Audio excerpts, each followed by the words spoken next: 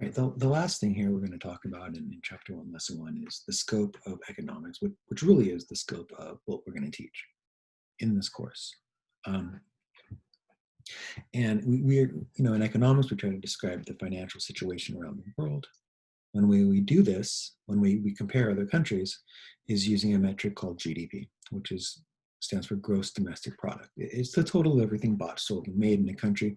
We're going to be talking about GDP a ton in this course, so you're going to need to understand it. And this is maybe a little old, maybe a year old, maybe two. But the United States currently has the largest GDP in the world. At this point, it was $19 trillion a year. Everything bought, made, and sold in our country. China is quickly gaining with 12. If we look back historically, they were at 4 trillion 20 years ago. They've caught up a lot in that time. Japan, Germany, UK, India, France, Brazil, Italy.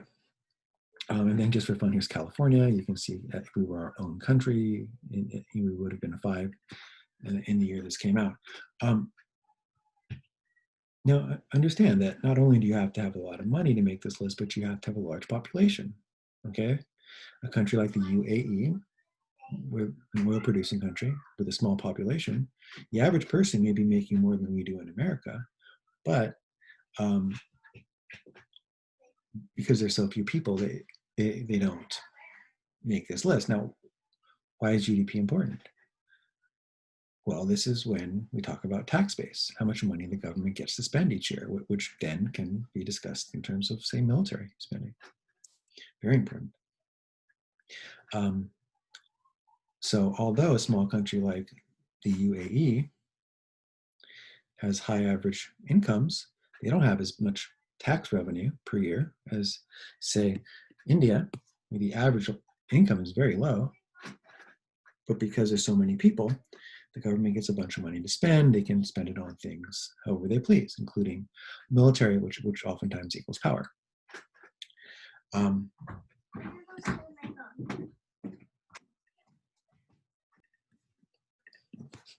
right. So GDP is something we're going to use. We'll also talk about GDP per capita as ways to measure wealth, country's wealth. So part of what we do is we analyze a wide variety of information, and then we try to explain. So why things are the way they are. The example the book gives is average salaries. Why is it that? And I think that during this period of the coronavirus, we've all kind of had this question, or I've heard it discussed. Why do some essential workers who do things that we need as a society, like grocery store workers, for example? My mom works at Trader Joe's. Why do they get paid so much less than people who do stuff that we don't really need so much on our day-to-day life in society? And we're going to try and break that down. We're going to analyze and look at it, and then we're going to try and explain it. And then we're going to predict what would happen if certain economic variables change, right? So what if we decided that we thought that all people deserved healthcare? Going back to an earlier point made. How would that impact the economy? What if we decided that companies should be taxed more, or maybe taxed less? How would both of those choices impact the overall society, impact you and me and our daily budgets, our family budgets, our spending habits?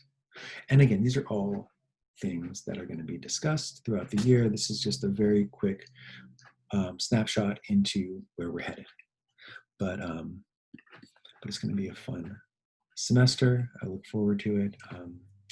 And oftentimes students have told me that this economics course is more interesting than government. And after what happened on Wednesday, I can't see how it's much more interesting, but maybe it is.